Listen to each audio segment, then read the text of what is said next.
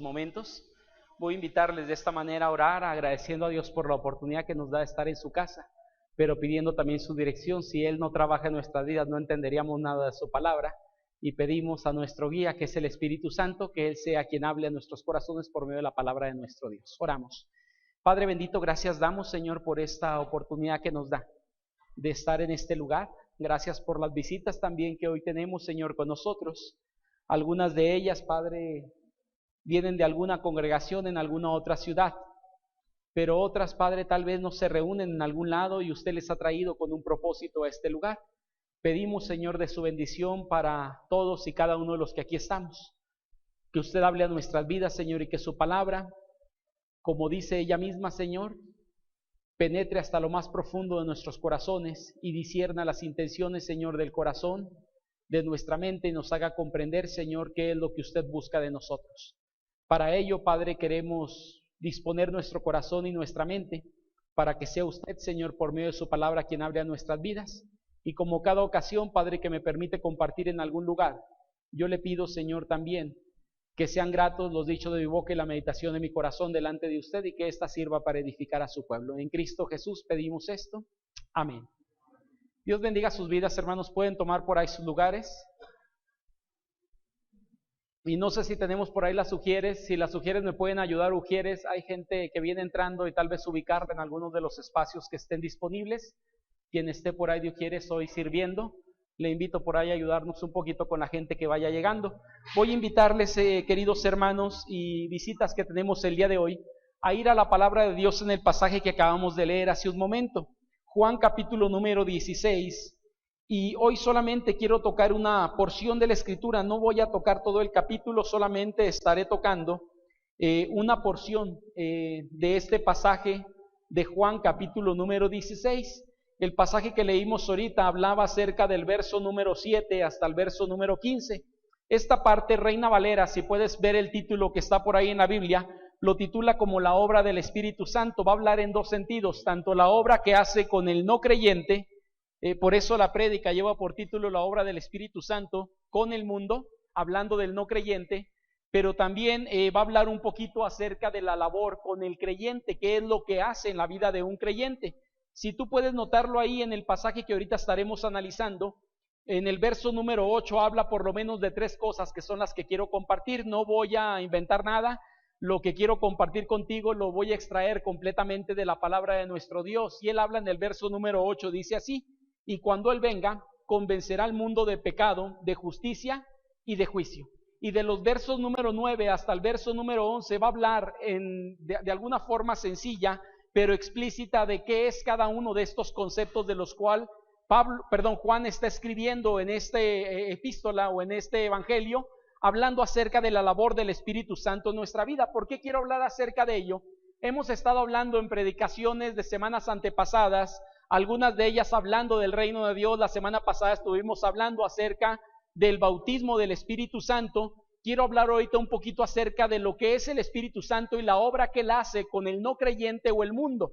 Es decir, que ninguno de nosotros, en pocas palabras, estaríamos aquí si el Espíritu Santo no hubiera obrado en nuestros corazones para traernos a Cristo y aún a este lugar cada día que hay alguna reunión donde podemos seguir aprendiendo de la palabra de Dios.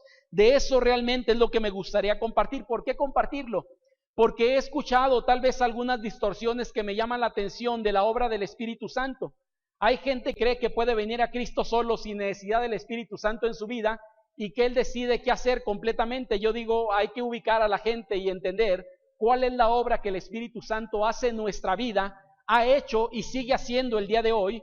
Pero también he escuchado a algunas personas, y entre algunos de ellos a un pastor reconocido a nivel, por lo menos Latinoamérica, que decía que lo que el Espíritu Santo hace la obra en nosotros, él decía que regenera para que tú y yo podamos creer. Yo creo que es al revés. Nos lleva a creer para después ser regenerados, según lo que encuentro en la Escritura. Hay otros pasajes de apoyo donde nos dice que después de haber creído fuiste sellados con el Espíritu Santo. Es decir, primero creemos y luego somos regenerados. Pero ¿cuál es la labor que el Espíritu Santo hace en nuestras vidas? Es parte de lo que quiero tocar dentro de la predicación del día de hoy. Yo espero que esta prédica pueda servirnos en dos sentidos. La primera de ellas es ubicarnos cuál es la labor que Él hace en nosotros para que podamos entender mejor doctrinalmente la labor de una de las personas de la Trinidad, nuestro Dios, que es la persona del Espíritu Santo. Y número 2, que esto motive nuestras vidas también para compartir el mensaje de salvación con aquel que todavía no lo tiene, sabiendo que tú y yo no hacemos la obra, solamente hacemos la parte que nos corresponde, pero quien hace realmente la obra es el Espíritu Santo en la vida del no creyente. Entonces, esas son las dos intenciones de alguna manera de la prédica. Ubicarnos doctrinalmente, vuelvo a decir, porque llegué a escuchar que el Espíritu Santo regenera para que tú y yo podamos creer. Según la Escritura, no, nos hace creer para después ser regenerados. Se da en el mismo momento tal vez, pero no quiero invertir los factores que aparecen en la Biblia, sino tal como los encontramos: después de haber creído fuiste sellados con el Espíritu Santo. Es decir, el Espíritu Santo llega a nuestras vidas, es el bautismo del cual hablábamos la semana pasada, que provoca algunos cambios en la vida de todo creyente o de toda persona que viene a Cristo. El pasaje este es muy claro en cuanto a la obra con el mundo y con el no creyente también. Como decía hace un momento, del verso 8 hasta el verso número 11 va a hablar de la labor con el mundo o con el no creyente, y del verso número 12 hasta el verso número 15 nos va a hablar un poquito acerca de la labor con el creyente. Esta parte no la voy a tocar. La prédica del día de hoy solamente quiero tocar verso 8, 9, 10 y 11. Son solamente 4 versículos, de ahí no pienso salir, y a lo mejor algunos pasajes de apoyo para poder fortalecer un poco los pensamientos que emanan de la palabra de nuestro Dios hacia nuestra vida. Al conocer, hermanos, la obra del Espíritu Santo debe impulsarnos a hacer la parte que nos corresponde ante Dios. ¿Qué es lo que hemos sido llamados a hacer como creyentes? Y de hacer discípulos. Pero te pregunto, ¿quién hace los discípulos? Se supone que el Señor. Nosotros somos solamente enviados para hacer una parte, pero quien hace la obra es Él en la vida de ellos. Yo digo lo siguiente, ¿no? Yo no soy capaz de convencer absolutamente a nadie. Hay gente que en algún momento llega a pensar esto. No sé si has escuchado, ¿no? Hay señoritas que se casan con no creyentes o quieren casarse con no creyentes y luego dicen: no se preocupe, pastor, yo lo voy a convertir. Yo digo, posiblemente si usted le da un beso se convierte en sapo el príncipe que usted tiene, pero convertirlo en cristiano dudo que usted pueda hacerlo, porque no es posible que yo pueda hacer eso. Puedo orar para que Dios haga la labor y puedo hacer la parte con mi testimonio, puedo hacer la parte compartiendo el mensaje de salvación que en la Biblia aparece, pero quien convertirá a esa persona sería Cristo, porque yo no tengo el poder para convertir a nadie, ni siquiera, hermanos, para convencerlo. Te digo algo que he dicho en algunas ocasiones: no soy capaz ni convencer a mi hija de 11 meses que haga algo que yo quiero que ella haga, y ¿sabes lo que ella me dice? Que no quiere hacerlo. Le doy de comer y le digo: Abigail, come, y ella me dice, y le doy razones y lo que tú quieras, y no puedo ni convencerla a ella de 11 meses. ¿Tú crees que alguien pueda convencerlo yo de ser cristiano? No, esa es una labor del Espíritu Santo. Pero sí tengo que darle las razones que en la Biblia vienen de lo que Dios busca para su vida, el propósito por el cual fue creado, y con mi testimonio de alguna manera reforzar todo aquello que yo pueda compartir en base a la palabra de Dios para la vida de esa persona. Te voy a invitar a que vayamos por ahí a Juan capítulo número 16 y veamos, queridos hermanos, cuál es la obra del Espíritu Santo en la vida de una persona para que éste pueda venir a Cristo, ser convertido, ser transformado. En pocas palabras, el que no era creyente que venga a ser creyente, el incrédulo venga a ser creyente, el que no era discípulo venga a ser discípulo de Cristo. Voy a invitarte a ir al pasaje en el verso número 8. Me gusta lo que dice ahí, porque si yo pudiera acabar la prédica, la acabaría en algunos 2 minutos posiblemente, porque el verso 8 nos habla de lo que es la prédica.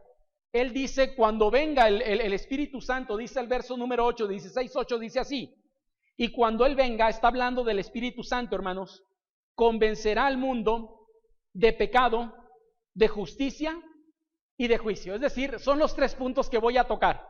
Nada más lo que quiero de alguna forma hacer a través de esta prédica es tratar de explicar cada uno de estos puntos para que pueda quedar claro en nuestra mente y en nuestro corazón qué es cada uno de estos conceptos. Ahora, tampoco voy a indagar tanto, porque el mismo escritor, que es Juan, no solamente describe los conceptos, sino trata de explicar cada concepto. Si tú puedes verlo, habla acerca de pecado, convencer al mundo. Cuando habla acerca del mundo, hermanos, está hablando acerca del no creyente o la gente normal. No está hablando del planeta Tierra, está hablando de la humanidad de este mundo, Él cuando venga convencerá al mundo, número 1, de pecado. Si tú analizas el verso número 9, te va a hablar cuál es ese pecado. Y luego dice por ahí de justicia. El verso número 10 nos habla qué es la justicia según este pasaje. Y el verso número 11 nos va a hablar acerca del juicio. ¿Qué quiero decir con esto, hermanos? Que no voy a indagar mucho. Es decir, en esta ocasión, tal vez no fue tan complicado para mí hacer la prédica, porque Juan no solamente nos da el pasaje, sino nos da una explicación de cada uno de estos términos, no conforme a la raíz de la palabra, sino conforme a dónde aparece este término y cómo se utiliza en la obra que el Espíritu Santo hace en la vida del no creyente. Por eso el verso número 9, hermanos, me gusta lo que dice, que es la primera cosa que estaré tocando. Dice por ahí el pasaje, el 8a y el 9, cuando Él venga convencerá al mundo. ¿De qué, hermanos? De pecado. Ahora, ¿qué es el pecado? A lo mejor aquí nos vamos a poner que es cerrar al blanco, etcétera, etcétera.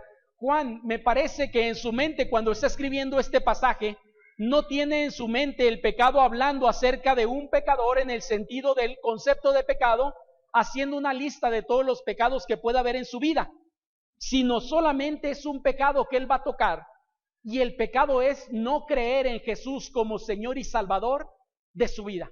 No lo digo yo, lo dice el pasaje, de pecado por cuanto no han creído, ¿qué dice? En mí. Ahora entiéndase algo, hermanos.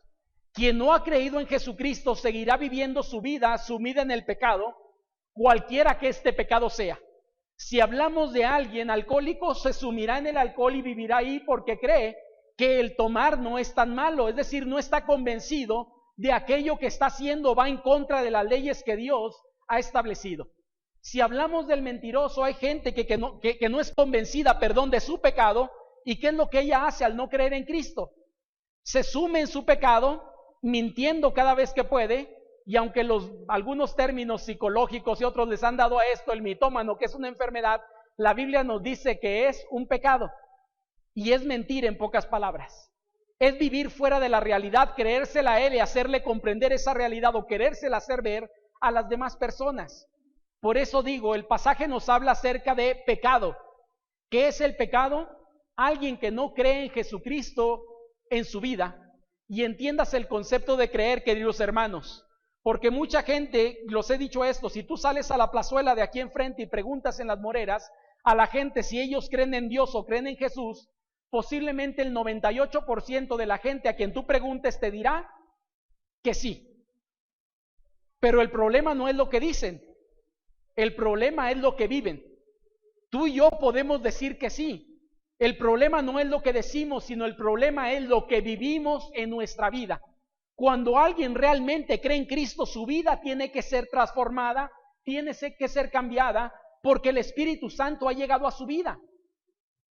Ahora, Satanás también cree, hermanos, en Dios, y más que tú y yo, porque lo conoce de más tiempo, y sabe de lo que Dios es capaz, de tal forma que no solamente cree, sino que también tiembla, porque sabe a quién temer con un pavor.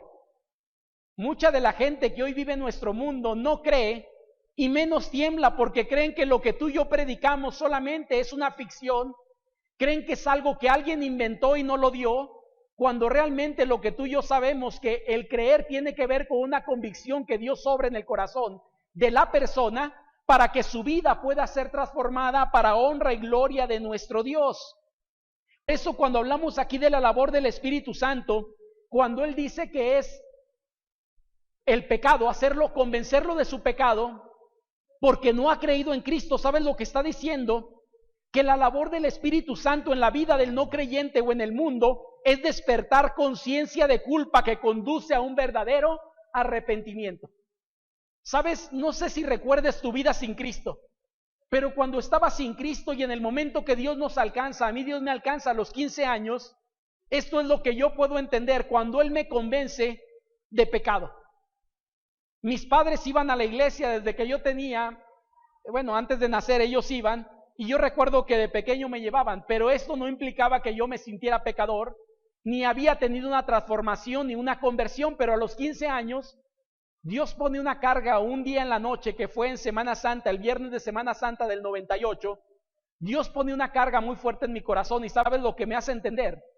me convence de que yo era un pecador, que necesitaba arrepentirme de todo aquello malo que había hecho. A lo mejor no traía tantas cosas como mucha gente, pero traía mi propio pecado cargando, y Dios me hace sentir el peso de mi pecado en mi vida de tal forma que en ese momento me lleva a un arrepentimiento genuino delante de Él. Y esta es la obra, hermanos, del Espíritu Santo. Lamentablemente la gente que está sin Cristo y aquel que no deja a Dios hacer la obra en él o se opone a la obra del Espíritu Santo, cree que no es tan malo ni tan pecador como otros más. Y la gente siempre se justificará. La obra del Espíritu Santo nos dice que es conducir a la persona al arrepentimiento después de haberle hecho o despertado una conciencia de culpa de que él está mal delante de Dios. El pecado aquí, hermanos, descrito es el rechazo de la persona de Cristo o la no aceptación de Jesús como Señor y Salvador de su vida. Es no querer someterse a la voluntad de Dios, y créeme que esto lo experimenta el pueblo judío en el tiempo que Jesús estuvo sobre esta tierra. ¿Recuerdas Juan 1:12? A lo suyo vino, mas los suyos no le recibieron. Y luego nos dice que a todo aquel que cree en él, le dio el derecho y la potestad de ser llamado hijo de Dios. Bueno, lo que los judíos hacían es lo mismo que mucha gente hoy en día está haciendo. ¿Qué hace la gente cuando tú y yo compartimos el mensaje con ellos? Rechaza, hermanos, ese mensaje. Ese es el pecado del cual está hablando el pasaje. El rechazo constante de una persona hacia la persona de Cristo. Los judíos rechazaban a Cristo de tal forma que ahorita en los próximos versículos estaremos viendo que lo llevan a la cruz precisamente por ese rechazo. Tú y yo no lo tenemos aquí para llevarlo a la cruz, pero te aseguro que si hubiéramos vivido en esa época, tal vez también nosotros hubiéramos gritado lo mismo que los judíos gritaban. En la mañana en el estudio bíblico decía, no me acuerdo quién de los hermanos, pero hablábamos, ¿no? A mi hermano Jesús Medina, si mal no recuerdo, nos decía que algunas personas dicen, pues es que si escucháramos la voz literalmente, si hubiera vivido en la época de Jesucristo, sería mejor creyente, tendría una mejor relación con Dios, sabría lo que Dios quiere. La realidad es que a lo largo de todos los tiempos es lo mismo. Escuche una persona la voz audible de Dios o no, la gente sigue rechazando a Dios, como lo rechazó en el Antiguo Testamento, como lo rechazó en el tiempo de Jesucristo, y este es el pecado que está marcando. El pecado es aquellos que no creen en Jesús como Señor y Salvador en sus vidas. Por lo tanto, si no creen, siguen viviendo sumidas en el pecado cualquiera que éste sea. El Espíritu Santo, hermanos, opera en la vida del creyente cuando éste comprende el mensaje o comparte más bien el mensaje a la gente. Esto hace, hermanos, que la operación de la gracia de Dios lleve a la gente a la salvación cuando aquella persona que escucha que es un pecador acepta el concepto de pecador en su vida y se arrepiente por ese pecado que está teniendo en él. Pero ¿saben lo que la gente hoy en día está haciendo? Rechazando que es un pecador. Ellos dicen que tiene una enfermedad. Así llaman a varias cuestiones hoy en día, ¿no? El alcohólico no se asume como un pecador, se asume con una enfermedad que se llama alcoholismo, y no sé cómo la intentará quitar, pero mucha gente hace diferentes cuestiones. El homosexualismo, para algunos antes decían era una enfermedad, hoy ahora es una preferencia, pero no asumen su condición de pecadores. Y yo digo, esta es la realidad para cualquier pecado, hermanos, no digo son los únicos. El mentiroso dirá lo mismo, ¿a quién le afecta mi pecado si solamente es mentira? Yo no sé cuál sea lo que tú viviste antes de conocer a Cristo, pero ¿sabes cuál fue la obra que hizo el Espíritu Santo en tu vida y en la mía? Convencernos de que éramos pecadores. Y cuando Él convence, hermanos, realmente eso lleva a un arrepentimiento genuino en nuestras vidas, porque Él es quien está tocando y nos carga con el concepto de culpa, en nuestra vida, porque reconocemos que somos pecadores. ¿Sabes? Me gusta lo que dice aquí, porque cuando yo comparto con la gente la palabra de Dios, yo no necesito convencerlo a él de lo que es. Yo necesito hablarle de lo que la Biblia nos dice que es el pecado. Pero Dios convence a cada persona de que es un pecador. Y cuando este convencimiento está ahí, la persona viene entonces a Cristo como Señor y Salvador de su vida. Hay un segundo concepto ahí, hermanos. Y en el verso número 8, la primera parte, nos dice que el Espíritu Santo, cuando Él venga, convencerá al mundo no solamente de pecado, sino que dice ahí, de justicia. Ahora, pudiéramos hablar del término justicia desde el punto de vista etimológico según el griego. No quiero tocarlo así, hermanos, porque creo que la palabra de Dios se interpreta a sí misma y no necesito ir a un diccionario de teología en algunos momentos, ni de idiomas griego, porque la propia Biblia nos va a decir qué es el concepto de justicia que está manejando en esta porción. Y en el verso número 10, hermanos, nos dice así. El verso 10 dice, de justicia por cuanto voy al Padre y no me veréis más. Ahora, ¿cómo interpretar esto? En una versión que estuve buscando en la semana para la predicación de la prédica, me gusta mucho esta versión, es una versión católica, se llama Dios habla hoy. Y me gusta lo que dice porque a veces es un poco más entendible. Y decía por ahí que cuando el Espíritu Santo venga, convencerá al mundo de pecado, más bien, de quién es pecador, de quién es inocente y quién merece el juicio de Dios. Así lo decía literalmente. Si alguien tiene Dios habla hoy, puede buscarlo. Y me gustó lo que decía porque es más entendible. Número 1, ¿quién es pecador? Número 2, ¿quién es inocente? Y número 3, ¿quién merece el juicio de Dios? Ahora, el segundo concepto es interesante porque no voy a ir, vuelvo a decir, a un diccionario, sino la Biblia me lo define. ¿Saben lo que viene después de justicia? Dice el verso número 10, perdón, 9. No, sí 10, perdón, de justicia por cuanto voy al Padre y no me veréis más. Lo que está diciendo en pocas palabras, queridos hermanos, es que según los judíos llevaron a Cristo a la cruz. ¿Por qué? Por la justicia que ellos quisieron aplicar. Porque para ellos lo justo es que Jesús muriera porque estaba usurpando, el lugar que a Dios le correspondía. Para ellos Jesús es un pecador y muere como un malhechor, porque para ellos Jesús no era inocente, sino merecía la ira de Dios, merecía la muerte y merecía haber sido crucificado bajo tal vez una de las peores muertes que había en esa época.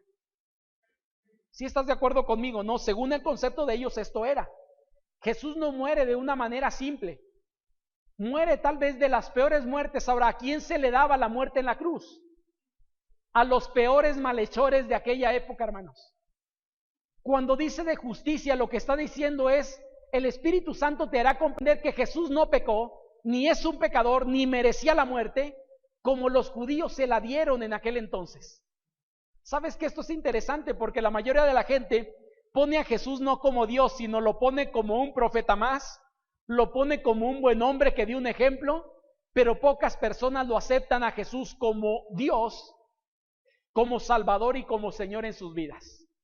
¿Sabes? Alguna gente llama a Jesús de formas no tan adecuadas, pero para algunos de ellos he platicado con la gente y hablan de un tal güero Chuy. Así le llaman a Jesús a algunos. Y yo digo, es un concepto distorsionado. Para el judío tenía un concepto distorsionado de Jesús, de tal forma que para ellos era un pecador, por eso murió en la cruz. Porque se estaba tomando un lugar que no le correspondía, que solamente Dios merecía. Y como Jesús decía ser Dios, merecía entonces la muerte, merecía pagar en la cruz, merecía morir de la peor forma, de tal forma que cuando ellos estaban aplicando su justicia estaba distorsionada. Por eso Dios dice, cuando venga el Espíritu Santo, hará comprender realmente qué es la justicia y entenderemos que Jesús era inocente. No tuvo que haber ido a la cruz, no tuvo que haber muerto en esa cruz, pero para la gente de aquella época, Jesús tenía que ir a esa cruz por lo que decía ser.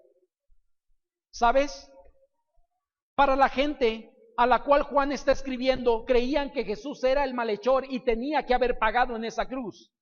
El mundo de aquel entonces, hermanos, iba a matar a Jesús en nombre de la justicia de ellos, pero su justicia estaba distorsionado. Así como el pecado es un concepto distorsionado y el único que puede ubicarlo en el concepto correcto es el Espíritu Santo, la justicia, quien puede ubicarla en el concepto correcto, ¿sabes quién es? Dios. Nosotros no. No sé si podemos entender esto, ¿no? Pero la mayoría de la gente, cuando habla acerca de su concepto de justicia, hace diferentes cuestiones y en lugar de aplicar justicia, está siendo injusta con lo que hace. Te digo un ejemplo nada más de lo que sucede en nuestro México, tal vez no aquí en Durango, pero sí en algunas partes de nuestro México. ¿Qué sucede cuando agarran a algún ladrón en Iztapalapa o en alguno de estos lados? La gente intenta aplicar justicia y ¿qué es lo que hace con esa gente? Las lincha, las apedrea, las mata en muchas de las ocasiones. Y todos esos conceptos, hermanos, ellos intentando aplicar la justicia, están cometiendo también un pecado con ello. Porque su concepto de justicia no es un concepto correcto. Porque no está siendo guiado por el Espíritu Santo. Están aplicando la justicia en su propio parámetro. Pues la gente del tiempo de Jesús aplicaba la justicia bajo ese parámetro. Ahora Jesús les dice de justicia. Y luego, ¿qué dice el verso número 10, hermanos? Por cuanto voy al Padre y no me veréis más. ¿Sabes que esta parte es interesante? Porque lo que Jesús está diciendo, si yo fuera un pecador, no podría ir con el Padre, me quedaría en la tumba. Pero sabes, cuando hablamos de Jesús, la resurrección es la máxima prueba de su inocencia que le hace regresar al Padre, hermanos. Pero ellos no creían que esto sucedería. Ellos se aferraban a que Jesús era un malhechor y tenía que morir en la cruz. Pero Jesús les dice que Él se levantaría de la muerte por cuanto no había pecado, podía tomar su propia vida porque era Dios y no había pecado en Él. Y Él les dice, voy a ir al Padre y no me veréis más. En pocas palabras, si ustedes dicen que soy malhechor, los otros dos malhechores se quedarán en la cruz, bajarán a la tumba y no saldrán de la tumba. Pero yo realmente soy inocente, le está diciendo Jesús, por eso aplica el término de justicia. La verdadera justicia era la inocencia de Jesús, que le haría levantarse de la muerte y regresar al lugar de donde había venido. Según Filipenses 2, hermanos, ¿de dónde vino? Él dejó el trono para venir a este mundo. Vivió 33 años entre nosotros aproximadamente, y después de morir, ¿qué pasaría con él?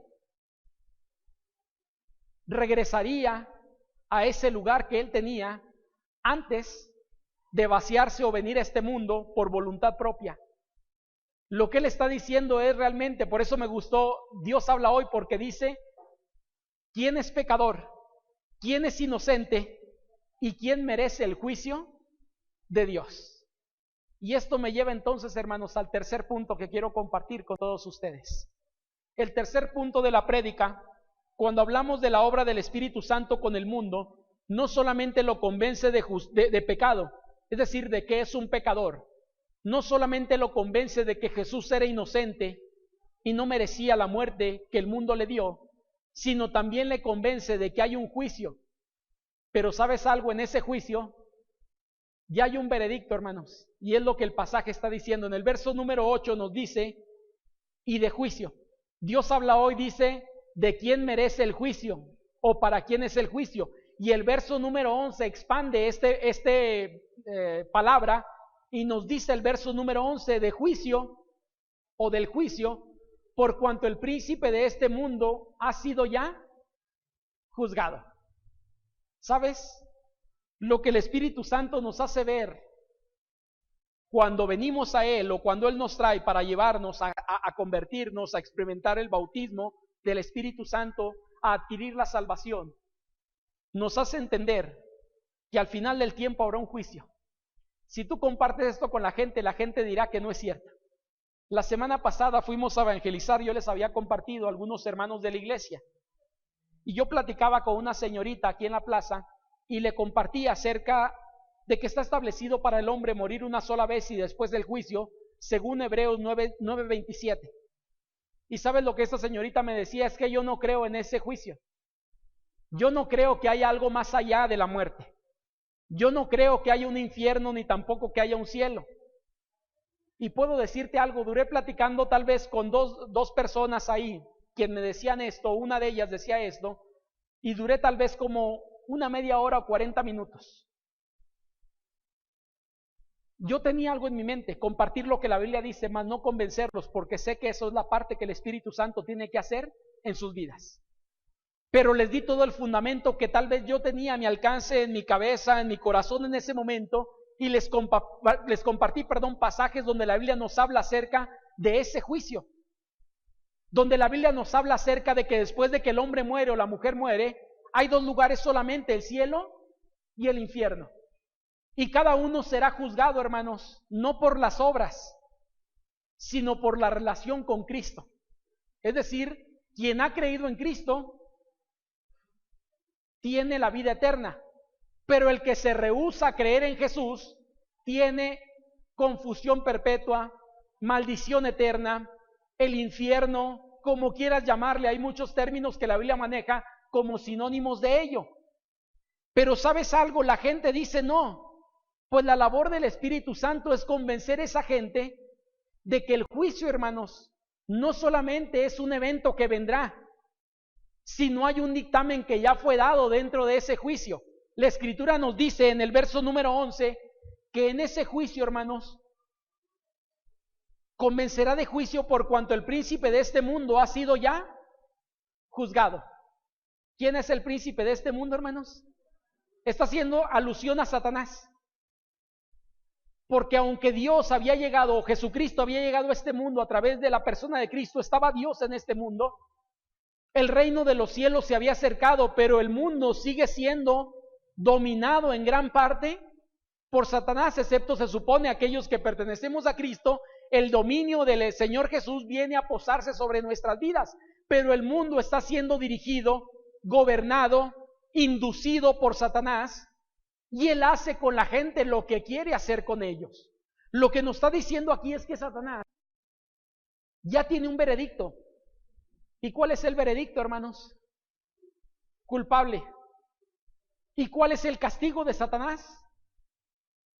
El lago de fuego, que es la segunda muerte, o el infierno, donde irá a parar Satanás, sus ángeles y tristemente todo aquel que ha seguido a Satanás y no a Cristo. Todo aquel que no ha entregado a Cristo en su vida en sus manos, irá a parar ese lugar, según la Escritura nos lo dice. ¿Sabes? Esta parte es interesante, por lo que el versículo 11 nos dice es que Satanás, aunque es un enemigo, está vencido, hermanos. Tiene ya un veredicto. Y yo no sé si a ti te pusieran a elegir, y hay dos bandos para elegir, el bando bueno y el bando malo, donde el bando malo está derrotado, pues hay gente que le gusta vivir, aún sabiendo esto ahí. Pues el Espíritu Santo lo que hace es convencernos de que no es el mejor lugar, y nos convence para no ir a atravesar por el juicio, sino que Cristo nos cubra con su sangre para evadir ese juicio en cuestión de la perdición eterna, para darnos salvación eterna o vida eterna en Cristo Jesús, según lo que el pasaje nos dice. Satanás, hermanos, se condenó él mismo al llevar a Jesús a la cruz, pues Jesús paga en esa cruz por todos nosotros y por aquellos que iba a salvar. Y Satanás se condena a sí mismo al haber llevado a Jesús a esa cruz. El mundo, al seguir el consejo de Satanás de condenar a Jesús, se condenó a él mismo. El mundo está condenado porque se condenó a sí mismo por seguir la instrucción, el consejo de Satanás. Ahora te pregunto, ¿quién llevó a Cristo a la cruz? Entendemos que Dios ya había determinado esto. Jesús va por voluntad propia, pero Satanás era quien quería que Jesús fuera a la cruz, porque él creía que muriendo en la cruz se acabaría su problema. A lo mejor hay un dicho burdo de alguna forma, pero lo entendemos en México: muerto el perro, se acabó la rabia, dice por ahí de alguna manera el dicho. Satanás decía, si Jesús muere, elimino mi problema. Pero él no sabía que estaba cavando su propia tumba al llevar a Jesús. Ahora, ¿a quién induce, hermanos, para hacer esto? Lo que entendemos nosotros es que él induce a los judíos de aquel entonces. ¿Cómo los induce? Pidiendo la muerte de Jesucristo. ¿Recuerdas que aún le dan la capacidad de elegir? Y le dicen al pueblo judío, hay dos posibilidades, en este tiempo se suelta un reo y hay dos en opción para que tú puedas elegir a quién soltar. Uno de ellos se llama Barrabás y el otro se llama Jesús. ¿Cuál de los dos soltamos? ¿Y recuerdas lo que el pueblo dice? instados, motivados, guiados por Satanás, ellos dicen que suelten a Barrabás. Barrabás era inocente, hermanos, no, era un culpable, pero en su justicia era más inocente Barrabás que Jesús. Por eso prefieren que Jesús vaya a la cruz y no Barrabás. Pues lo que estamos viendo aquí, en algún sentido, según la palabra de nuestro Dios, es que el mundo, al seguir el consejo de Satanás, se condena a sí mismo. Y la gente se sigue condenando hoy a sí misma al seguir el consejo de Satanás en su vida, haciendo lo que le da su gana y yendo en contra de la voluntad de Dios, haciendo lo que Satanás quiere en sus vidas, y la gente va encaminada hoy hacia un lugar de perdición eterna. Pues qué bueno que tú y yo pudimos entender, no por nosotros, sino porque el Espíritu Santo nos convenció de un juicio que venía también, y hoy podemos evitar ese juicio para perdición, porque somos juzgados ya no por lo que hicimos, sino por la sangre de Cristo, y esto nos hace pasar justos, a pesar de no ser justos delante de Dios. Él nos justifica, dice la Escritura. Cristo hace ver, hermano, que este enemigo ya ha sido vencido por medio de la condenación, y se le ha dado ya un juicio, y se le ha dado un veredicto, según lo que dice el verso 11. El príncipe de este mundo ya ha sido, ¿qué dice? Juzgado. Y si ha sido juzgado, tiene un veredicto que ya se le fue dado, pero lamentablemente, lo dije hace un rato, no solamente a él y a sus ángeles, sino a todos aquellos que hacen la voluntad de Satanás. Ahora esto es triste, hermanos, porque la Biblia nos dice que el infierno, ¿para quién fue destinado? Esta parte me llama la atención, no quiero malinterpretarlo, pero me llama la atención. Dice que el infierno fue hecho para el diablo o Satanás y sus ángeles. Eso fue a primera instancia creado el infierno, es decir, ese fue el propósito. Pero Satanás no quiere irse solo y quiere llevarse a quien pueda de este mundo, intentando arrebatarle a Dios lo que era de Dios en el sentido de creación cuando Dios lo hizo. La relación que el hombre tenía con Dios, y Satanás intenta destruir esa relación, intenta llevarse a la gente, pero yo digo, la gente no fue hecha para ir al infierno. Fue hecha para disfrutar una relación con Dios, pero la necedad de la gente la llevará a parar en un lugar llamado infierno, que ese lugar estaba destinado para Satanás y sus ángeles. Y tristemente la gente irá a parar ahí porque no quiere convencerse, no quiere entender, ni quiere sujetar su vida, ni quiere comprender que Dios tiene un juicio al final de la vida. Está establecido para el hombre morir una vez y después el juicio. Ahora, hermanos, ¿cuándo somos conscientes de poder decidir en ese juicio? No cuando lleguemos allá. Dios nos da la oportunidad hoy de por fe ir a Él, de en fe ir a Jesucristo y que Él haga la obra salvífica en nuestras vidas, que Él haga algo por nosotros el día de hoy. Solo el Espíritu Santo puede convencer a la persona del juicio venidero para este mundo, hermanos. Yo no puedo convencerlo, pero es la labor del Espíritu Santo en la vida del no creyente. Ahora quisiera, hermanos, solamente cerrar este tiempo o esta prédica diciendo lo siguiente. ¿Cómo se hace efectivo lo que aquí dice? Dice que el Espíritu Santo convence al mundo de pecado o de que es pecador, de justicia o de la inocencia de Jesús, y de juicio, que sería quién merece la condenación. ¿Sabes? No sé si has leído por ahí la escritura, pero leí por ahí un autor que me llamó la atención porque llevaba el pasaje a Hechos capítulo 2. No sé cuántos de ustedes recuerdan la primera predicación de Pedro, cuando 3,000 personas vienen a Cristo o doblegan su vida. Pero en el capítulo 2, hermanos, el pecado que es rechazar a Cristo, Pedro les dice a la gente: vosotros prendisteis y matasteis por mano de inicuo, crucificándole a Jesús, a quien vosotros crucificaste. En pocas palabras, le dice a los judíos: tú has rechazado a Jesús y lo llevaste a la cruz. En el capítulo 2 de Hechos, Pedro está predicando ante un grupo judío y les está diciendo: ustedes crucificaron a Jesús y le rechazaron. Y luego nos habla también de la justicia. Porque en el mismo capítulo 2 dice Jesús Nazareno, varón aprobado por Dios, en pocas palabras su nombre, que no cometió pecado y fue aprobado por Dios. Ustedes lo reprobaron llevándolo a la muerte. ¿Saben lo que le está predicando? No solamente que eran pecadores, sino que no tenían bien entendido el concepto de justicia. Es decir, Jesús era un varón aprobado, pero ustedes dijeron que no era aprobado y lo mataron como malhechor. Y la última parte, hermanos, de eso también nos habla del juicio. Él dice en uno de los versículos: siéntate a mi diestra hasta que ponga a tus enemigos por estrado de tus pies. Sed salvos de esta perversa generación, les dice por ahí Pedro a los judíos en aquel entonces. ¿Saben lo que estaba predicando Pedro? Lo que aparece en el capítulo 16 de Juan. Les habló de que eran pecadores porque habían rechazado a Jesús. Les habló de que su concepto de justicia estaba mal fundado porque ellos creían que Jesús era culpable cuando el Padre lo había aprobado como un varón inocente. Y les hace ver también del juicio cuando le dice está sentado a la diestra, es decir, regresó a ese lugar y Él juzgará. ¿Y saben lo que los judíos dicen por la obra del Espíritu Santo en sus vidas? Contestándole le dice: varones, ¿qué haremos? Y Pedro les dice: arrepiéntanse y crean en Jesús. ¿Y qué dicen que hacen los 3,000 personas, hermanos? Se arrepienten, creen y son bautizados, y se añaden aquel día como 3,000 personas. O sea, lo que Juan está compartiendo en el capítulo 16, la mayor conversión o de las mayores conversiones que la Biblia habla, que son 3,000 personas, ¿sabes quién obró en ello?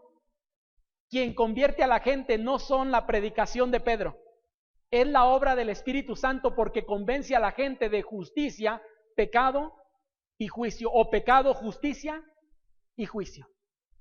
Quiero invitarte, querido hermano o persona que aquí estás. Hay 2 invitaciones que quiero hacer. Yo no sé si esta es la primera o segunda o tercera ocasión que vienes, pero realmente en tu vida no hay una relación con Cristo el día de hoy. Tú has escuchado el día de hoy, si Dios te ha traído aquí, posiblemente es porque Dios quiere obrar en ti una obra para salvación.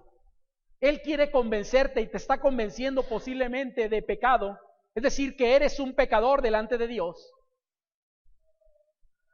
y que necesitas arrepentirte de todo aquello que hay en tu vida, que necesitas a Jesús en tu vida, y es momento que doblegues tu vida y tu voluntad delante de Él. Me parece que esta es una de las partes que encontramos aquí, y es por eso posiblemente que Dios te ha traído. Esta invitación es para ti, que no hay una relación con Cristo. Si Dios te ha traído es porque quiere hacer su obra salvífica en ti, convenciéndote de pecado, justicia y juicio. Y yo creo que los conceptos han sido muy claros, no necesito indagar más en ellos porque son claros los conceptos. Pero si tú eres creyente y eres de esta iglesia o de alguna otra iglesia, el llamado para ti es de forma diferente. Y el llamado para ti y para mí es compartir con la gente lo que tú y yo conocemos de Dios, para que el Espíritu Santo haga la obra en aquel que aún no le conoce, pudiendo entender que es un pecador y que necesita de Jesucristo para salvación en su vida. Y con esto hay 2 invitaciones que te hago. La primera de ellas es compartir lo que tú y yo conocemos de la palabra con la gente, para que Dios haga la parte que Dios tiene que hacer con ellos. La gente no sabrá que es un pecador a menos de que tú y yo vayamos y le compartamos lo que sabemos de la palabra de Dios. La gente no entenderá el concepto de justicia, ni sabrá que hay un juicio, a menos de que tú y yo vayamos y compartamos con ellos lo que Dios nos ha llamado a hacer, que es la gran comisión, y de hacer discípulos. ¿Cómo se hacen discípulos? Presentando el plan de salvación y después llevándolas a que conozcan todo lo que la Biblia dice que ellos deben de guardar. Y la segunda invitación para ti misma que eres creyente es que tu vida realmente refleje que Cristo mora en ti. Es decir, si realmente eres creyente, que eso pueda ser un reflejo en tu vida, que la gente pueda ver en ti a alguien diferente a la gente de este mundo, y que Dios, por medio de tu testimonio, tanto en vivo o práctico como el testimonio verbal, Dios haga la parte que Él quiere hacer con la gente que aún no le conoce. ¿Sabes? No sé cuál sea la invitación que tú necesitas en estos momentos, pero dije hay dos invitaciones, para el que no cree en Cristo y para el que ya cree en Cristo. Me gusta lo que Dios está haciendo en la iglesia, hermanos, y me gustaría ver todavía más la obra de Dios en nuestra iglesia. Hay gente que Dios está trayendo a esta congregación y está conociendo el mensaje de salvación. Y ni siquiera hemos movido algunos, ni siquiera un dedo para que alguien venga. Imagínate si hiciéramos la parte que nos corresponde y Dios hiciera la parte que Él quiere hacer en la vida de la gente. Yo creo que este lugar sería insuficiente. Por eso la invitación es para ti, querido hermano o hermana, ya sea de esta iglesia o de otra iglesia. La invitación es haz la parte o hagamos la parte que nos corresponde. Compartamos a este mundo lo que hoy conocemos de Jesucristo. La Escritura nos dice, da de gracia lo que has recibido, de gracia. La salvación no me costó nada. Es un regalo gratuito de parte de Dios. Si la adquirí por gracia, debo de compartir esa salvación a la gente, de cómo encontrar a Jesús y lo que Jesús quiere hacer en su vida y el propósito de Dios para su vida, para que Dios haga lo que Él quiere hacer en la vida de cada persona. Oramos. Padre bendito, gracias damos, Señor, en estos momentos por su palabra, porque a través de ella, Señor, entendemos, Padre, la labor tan importante, exhaustiva y necesaria, Señor, del Espíritu Santo en la vida de aquel que aún no le conoce como Señor y Salvador. Hoy, Padre, no sé si hay algunas personas que aún no creen en Jesús como Señor y Salvador en sus vidas. Pero si así es, Señor, le pedimos que en estos momentos usted cargue sus corazones de culpa, sabiendo, Señor, que son pecadores. No importa si el pecado es pequeño o es grande, Señor, el pecado es pecado y cárgueles en ese momento, Señor. Pedimos, Padre, que usted haga la obra en ellos y les cargue, Señor, de culpa, que pueda llevarles a un verdadero arrepentimiento delante de usted. Pedimos, Señor, que les haga comprender el concepto de justicia y puedan entender, Señor, que su Hijo Jesucristo era inocente, que Él no tenía que haber ido a la cruz, que nuestra justicia no es el concepto correcto, sino el concepto, Señor, que encontramos en su palabra, y que les haga entender, Señor, que hay un juicio, y en ese juicio, Señor, que vendrá más adelante después de que muramos, Señor, ya hay un veredicto dado. Y aquel que sigue a Satanás y busca hacer la voluntad de él, enfrentará, Señor, la perdición eterna, el infierno, el lago de fuego. Y permítales entender, Señor, que aún están en posibilidad de optar por conocerle como Señor y Salvador, que usted doblegue sus vidas y les permita, Padre, encontrar la salvación que en este momento no disfrutan ni gozan en su vida.